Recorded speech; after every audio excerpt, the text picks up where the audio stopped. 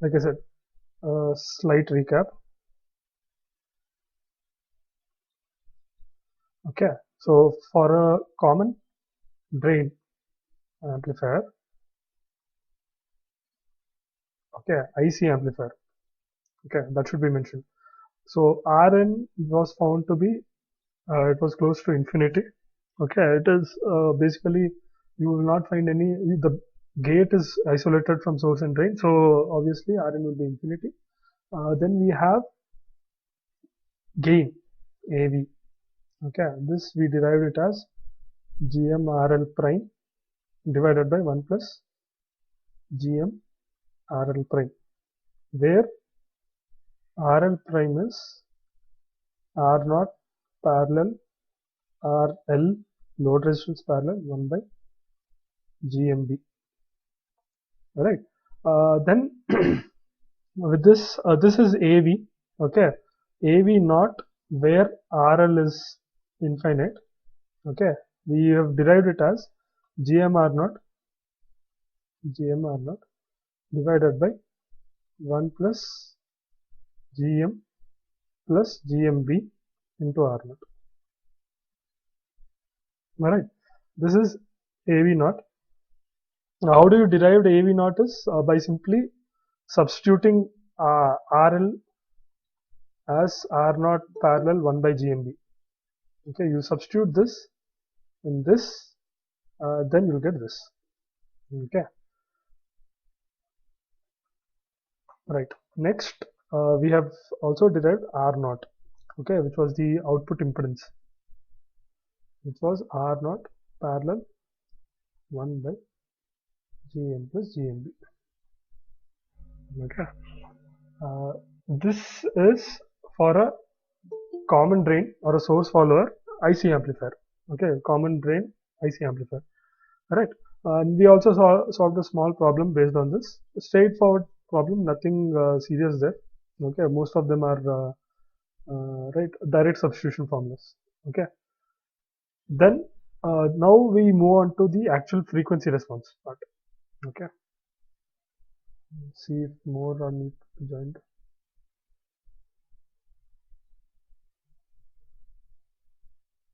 Okay, let us start.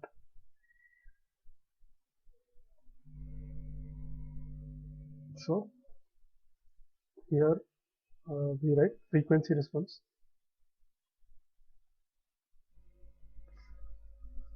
Frequency response of source follower. Source follower. So here I need to derive, okay, derive the 3 dB frequency. Okay, at what frequency the gain starts to deteriorate. So that is the frequency I need to pick. So one advantage of having a source follower is it provides a really good high frequency response. The reason is because if you, as we see further, we will not have any Miller effects coming into picture here. Okay, so like unlike common source and common gate, okay, here will not have any Miller effects coming into picture. So it is said that source follower will have, it will give you a very good high frequency response. Okay. So let's see that. We'll draw the diagram first. Okay, so obviously you will have parasitic capacitances like CGD, CGS. Okay, and you have another capacitance CL, right? CL is actually the the source to body capacitance and the drain to body capacitance here. So we'll see how to draw that. Okay, so first you have with this plus minus V signal, then you have R signal. This goes to a gate. Then from this you have I, then RL, then CL, then V naught. Right. From here you have VDD. Right. So the capacitance is parasitic capacitances which you see here. Okay, that would be like this. Here you have CGD. Here you have CGS. Okay. So if I draw the small signal model of this, I will have to include GM, GMB. Okay, you have to consider body effect here. So this substrate is grounded. So I have to consider GM and GMB here. Right. Also, I also have R naught. Okay, so to draw all that, okay, small signal model,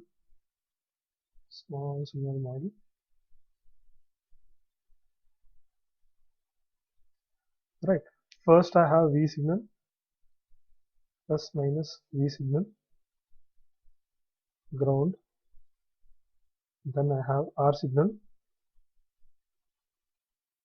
then I have CGS,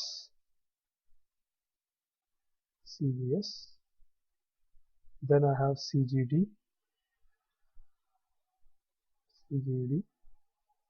then I have, remember this is actually the gate part, gate side.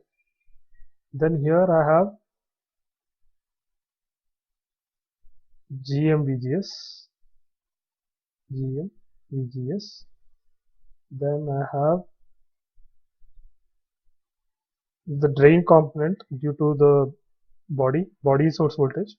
So GMV, VBS, not VGS, VBS. Then you have, finally you have R naught here,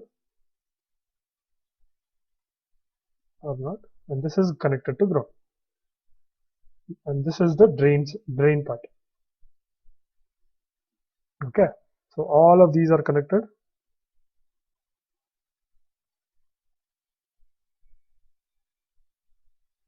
Right, here you have RL,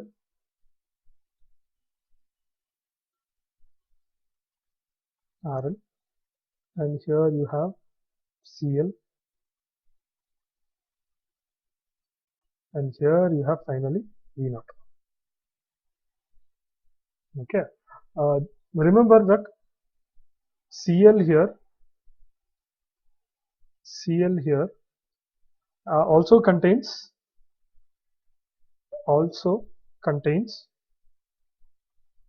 the capacitance, input capacitance I should say, the input capacitance of the next stage, capacitance of the next stage. Okay, so this is your small signal model, and VGS is the voltage which is actually seen across this. VGS is seen across this. Remember, if I look at this diagram, this is VGS and this is VBS, right? So VBS voltage here would be this. This would be VBS voltage between this and ground. This is actually VBS. Okay. So with this in mind, so here what we do, we'll slightly simplify the diagram, like the same way what we have done using source absorption law. Okay, in source absorption law, what we did was we converted this GMVBS into a resistor. Okay, that resistor has a value 1 by GMB, and the potential across that resistor would be VBS, right? So using source absorption law, okay, using source absorption law,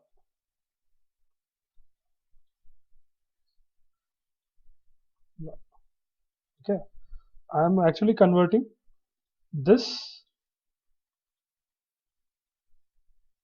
which is GMB VBS into a resistor which has a value of 1 by GMV, and the potential drop across it is VBS. Okay, so this in mind, I'll drop a few conclusions. Okay, we can see that R0 here. Okay, we can see that R0 here, RL here, and this resistor 1 by GMB. Okay, all of them are in parallel. Right. So redrawing the figure, I can redraw this figure as, again, plus minus V signal, R signal, right? Then I have CGS, then I have, this will be actually RL prime. Okay, and here I have 1 by CL, sorry, CL. This is CL, right? And finally, if you look at this, I'm only removing GMB, but this I'm actually keeping it as it is. So that is anyway connected to ground, right? So here it goes like this,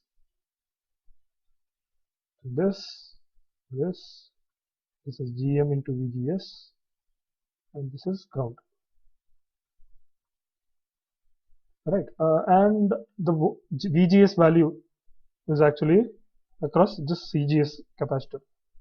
This is VGS. Okay, so what would be RL here?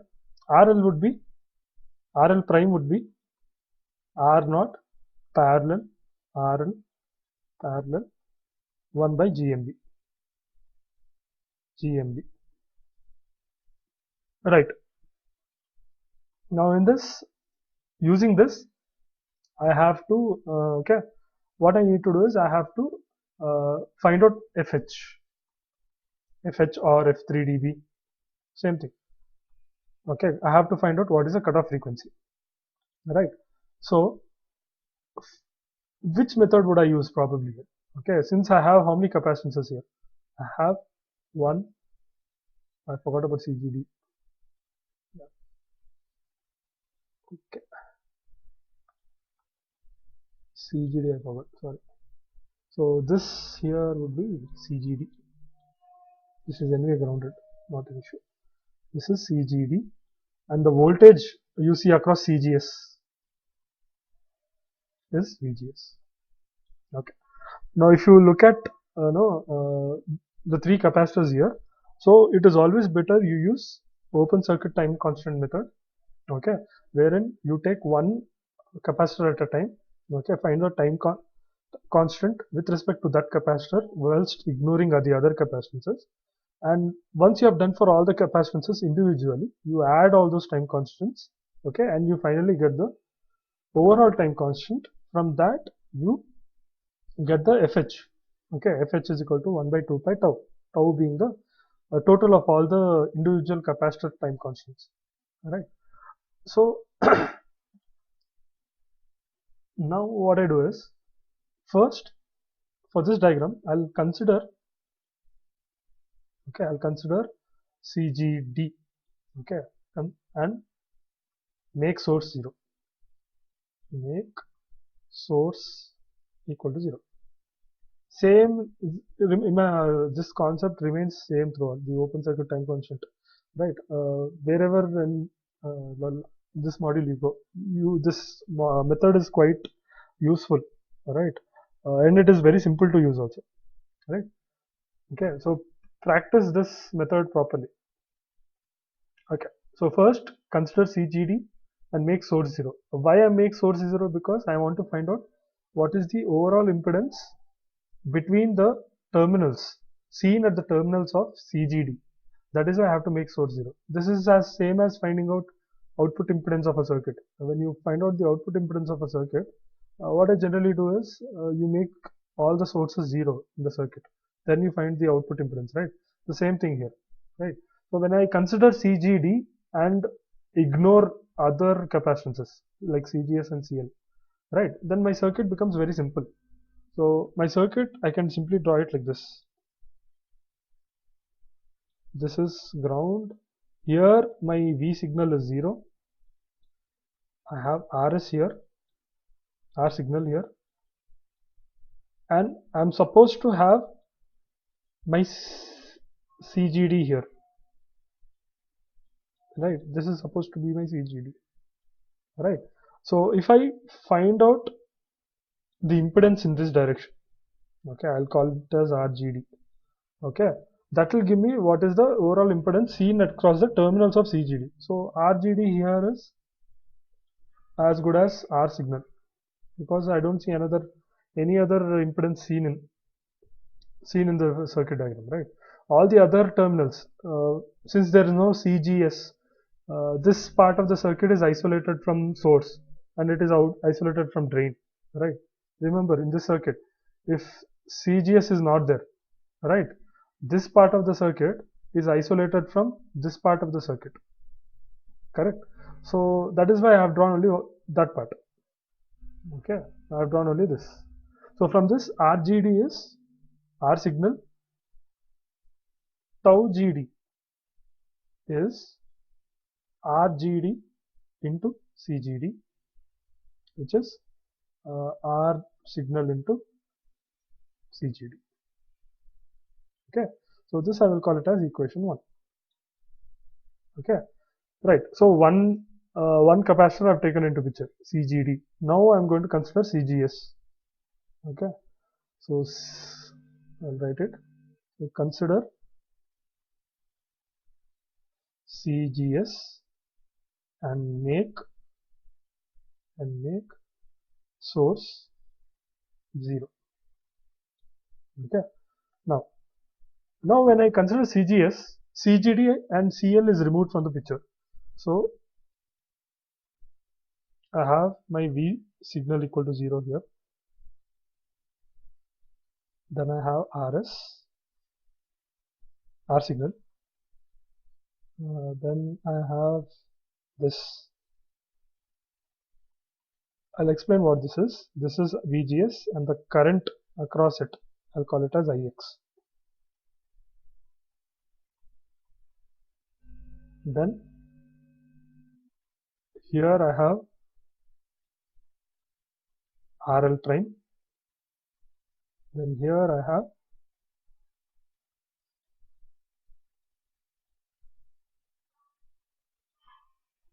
this GM into VGS.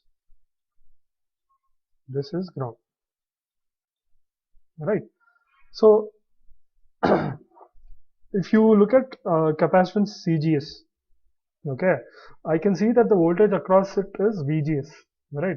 Now if I measure what current is flowing across CGS, and if I divide VGS by that current, okay, then I will get what is the total impedance seen across this point and this point, right? That is why I have replaced that capacitor with a voltage source. Okay, just to find out what is VGS by that current. If I find this out, then that will give me RGS.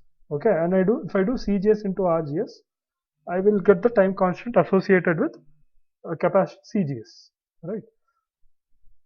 So that current I have assumed to be IX. Okay, so if you look in this diagram, that current I have associated with IX and the voltage as VGS. So I have to find RGS here, which is nothing but VGS divided by IX. Okay, so what I'll do here now is I'll slightly change this diagram. Copy this first. Copy. Okay. What I've done is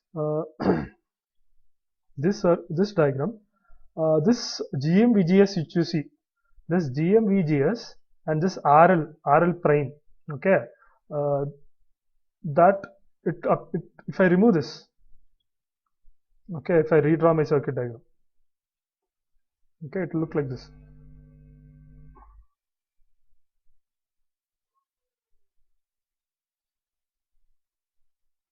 Okay, it will look like this. This is GM into VGS. Alright, and this entire thing, okay, I will draw its Thevenin's equivalent. Uh, okay, so when I say Thevenin's equivalent, remember this RL prime. Why I'm doing all this is because it is easier to analyze it. That's it. Instead of having current sources, if you have all voltage sources, it's easy to analyze. If this is GM into VGS, this actually becomes RL prime like this, a resistance in series with a voltage source. Okay, and this voltage source I will call it as GM into VGS into RL prime. Okay, this I think you know how to convert from Nortons to Thevenins and from Thevenins to Norton, right? So if I draw the diagram here, okay, this diagram, if I repeat it again, so this entire thing I can remove and I can write 1 RL prime, which is in series with a dependent source, and this dependent source I will call it as GM into VGS into RL prime. Okay, then you apply KVL like this.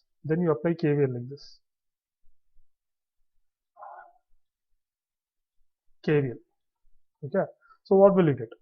If you apply KVL here, then you will get plus GM VGS RL prime minus, if I assume the current flowing throughout the circuit as Ix. Okay, so Ix into RL prime plus VGS, okay, minus Ix into R signal equal to 0. Okay, from this I get, you solve for VGS by Ix from this. So from this you get GM VGS RL prime minus Ix. Okay, Ix I'll take common, so I will get RL prime plus RC, right, plus VGS equal to 0. So from this I will get RGS as VGS divided by Ix is equal to RL prime plus R signal divided by 1 plus GM into RL prime. Okay, this is what I get. Alright, so this is RGS now. So if I know RGS now, I can find out tau GS, which is CGS into RGS, which is CGS into RL prime plus R signal divided by 1 plus GM RL prime. Okay, so this I will call it as equation 2. Okay, so 1 I've got for tau GD, I have got, where is it? 1 I have got tau GD, second one for tau GS, okay, then finally for tau CL. Okay, so consider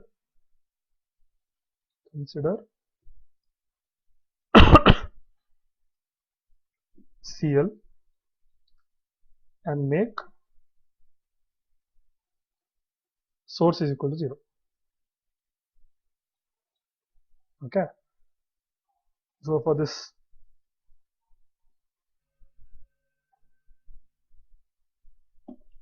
Okay, if I draw the diagram, uh, I'll take a slightly different approach here. E signal,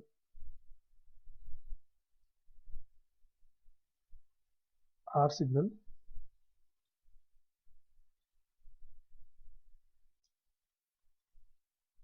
this is ground, it's still the small signal, not something different, and here you have RL, and here you're supposed to have V0, and here you're supposed to have CL.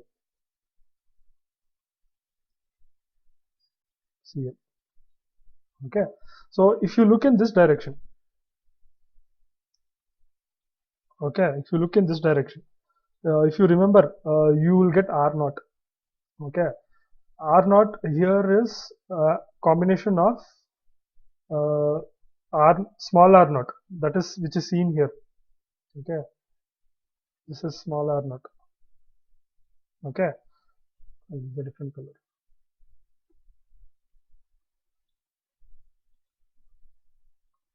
This is one impedance, and the other impedance is this. This is R0. This is 1 by GM plus GMB. Right. So R0 we have derived earlier, right? So the impedance seen at the source side is 1 by GM plus GMB, considering the body effect, and the drain to source impedance is R0, right? So capital R0 here is parallel of these two resistances. So R0 parallel 1 by GM plus GMB. This we have seen earlier, right?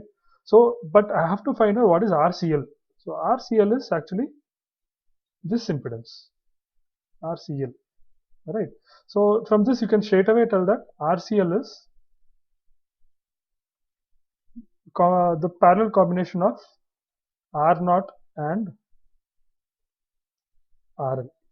Therefore, RCL is R0 parallel RL parallel by GM plus GMB. Okay. Remember, note, I'll make a small note here. Note, RCL is not equal to RL prime. Okay. RCL here is not equal to RL prime. RL prime is R0 parallel RL parallel 1 by GMB. Okay, that's it.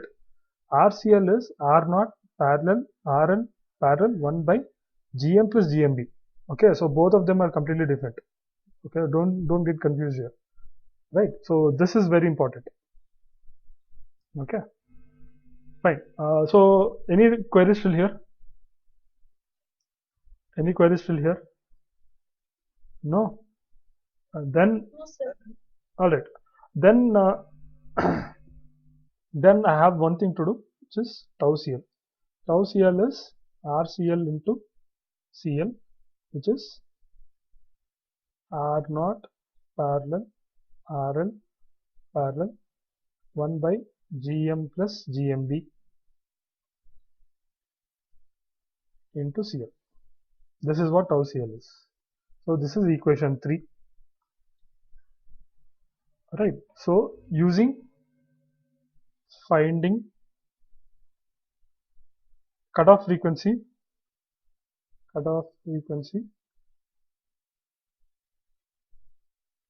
using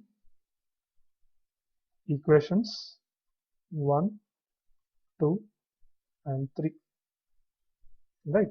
So tau H here is tau CL plus tau GV plus tau GS, right, and FH is equal to 1 by 2 pi tau H,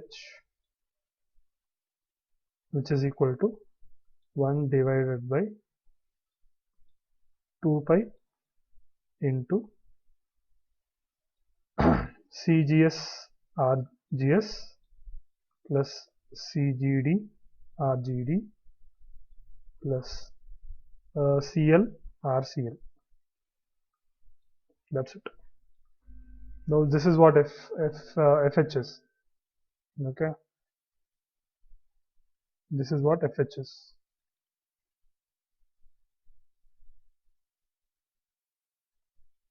Okay, any queries till here? All right. So, and there's another small point I want to make. With that, we'll finish. We'll close this. See, if you look at this diagram, yeah, where is the diagram? Yeah, this one. No, paste it here.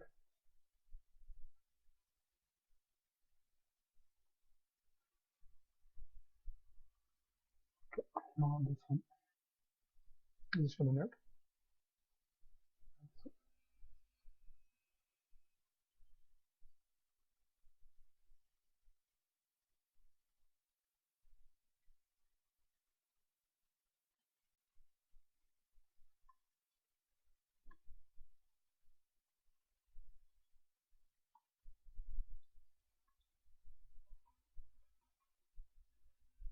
So here, if you look at all the three capacitances, CGD, CGS, and CL, okay, all of them actually form a path.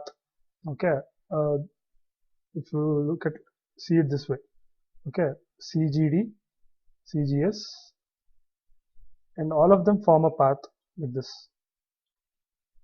Okay, so you will have some zeros associated, zeros and poles associated here.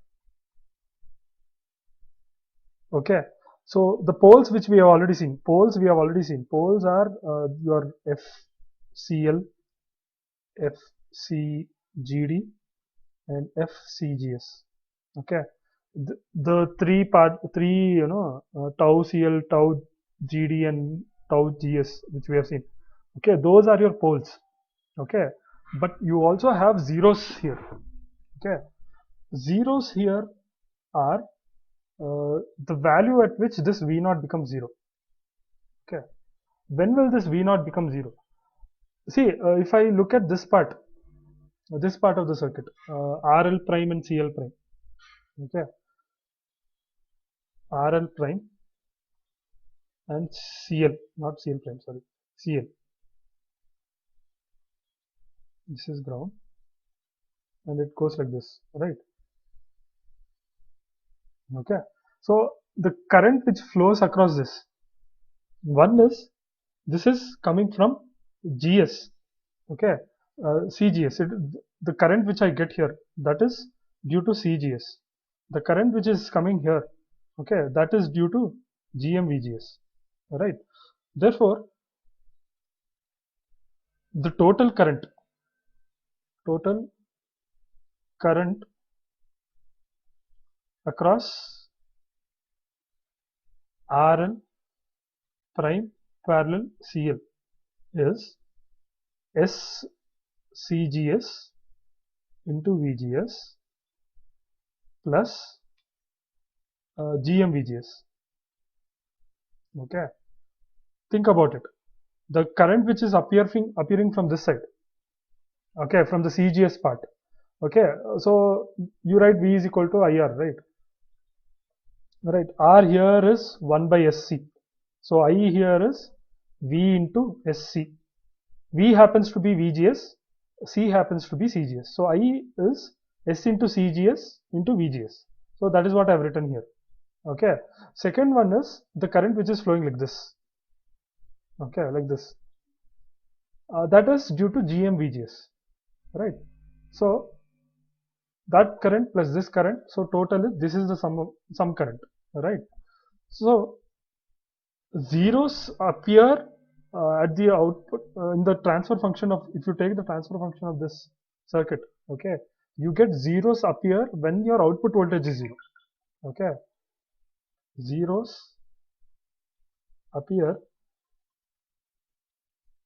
when output voltage,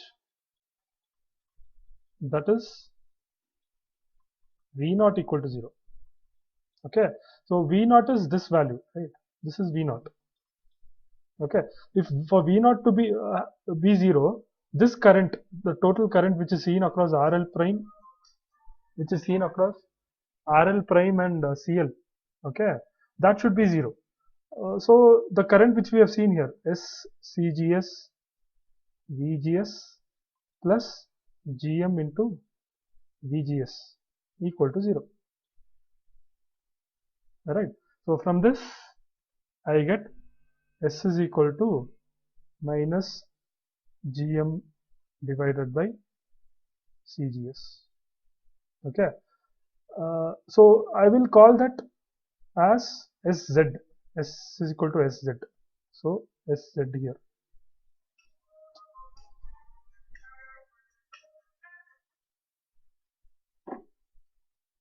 Minus GM by CGS. Right. Therefore, the zero frequency, you can write it as omega Z is equal to GM by CGS. Okay. And what happens to the minus? Minus is gone here because this 0 is located in the negative axis.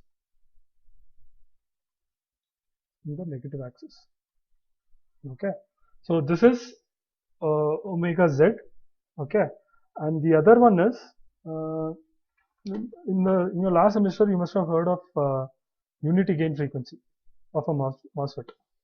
Unity gain frequency of MOSFET. Okay, that is omega t. We call it as omega t. That is GM divided by CGS plus CGD. Okay, now if you compare omega Z and omega t, if you comparing omega Z and omega t, okay, you can see that both of them are almost same. Okay, both of them are almost same. Why? Because CGD is a very small value, so you can almost say that omega t and omega Z are almost same, right? Any queries still here? The last part is a little confusing. Why? Because here, apart from finding poles, you need to also try and understand the zeros associated. Why? Because all the three capacitors are in the linear path. Okay, you can trace out them. Okay, you can follow the red line. Okay, from one end to the other end it joins it. So you will not only have poles here, you will have zeros also. So you should find the zeros of this capacitor for this amplifier also. That is what I've done. So finding poles and zeros here.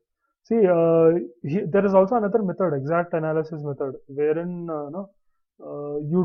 it's a lengthy procedure wherein you can directly get the transfer function of the entire circuit. But that method becomes very complicated, especially if you have three or four capacitors, right? The procedure becomes lengthy, cumbersome. So what we do is we use the open circuit time constant method. So individually each capacitance is taken at a time. Okay, we are finding out what is the poles associated with CGD, CGS and CL. Okay, and we also find the zero here. If this V naught becomes 0 or not. Yes, V naught becomes 0 under one condition where the current flowing through the parallel combination of RL prime and CL becomes 0. So that is what we have done here at the end. So the current flowing through RL prime and CL is SCGS into VGS plus GM into VGS. Right. So if this current equals, if you equate it to 0, alright. So at what value of S, so that value of S at which this current becomes 0, that I have called it as SZ. Okay, so that is your zero frequency. So omega Z here is GM by CGS, which is actually located on the negative axis if you draw it. Alright. So I have a small problem for here for you to solve. Okay, I'm not going to solve this problem. It is like the previous problem which we have seen. Okay, simple substitution, nothing so nothing head breaking or anything. So okay, I'll write this question here. I want you to sit and solve this question on your own. Okay, so W by L is 7.2 divided by 0.36. ID is 100 micro amps. GM is 1.25 milli amps per volts. Chi is 0.2. R naught is 20 kilo ohms. R signal is 20 kilo ohms. RL is 10 kilo ohms. CGS is 20 femtofarads. CGD is 5 femtofarads. CL is 15 femtofarads. Okay, so what is asked is find AV, FT, FZ. Also find RGD, RGS, RCL. Okay, and their associated time constants. Okay. Also find the percentage contribution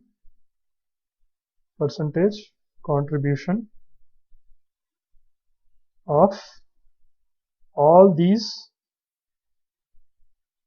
time constants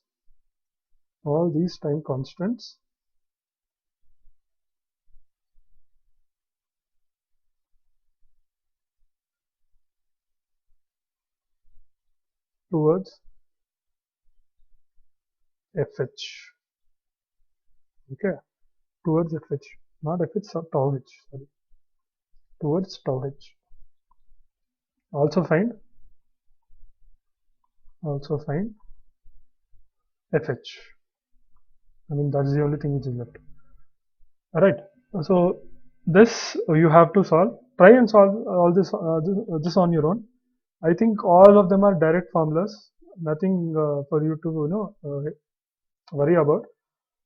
So I hope you can solve this on your own. Answer is solve it on your own.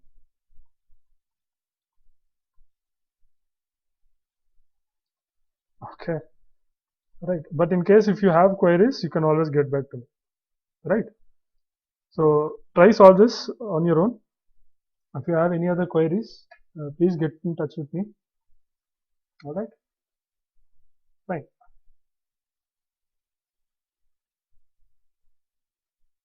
Any other queries? All right then.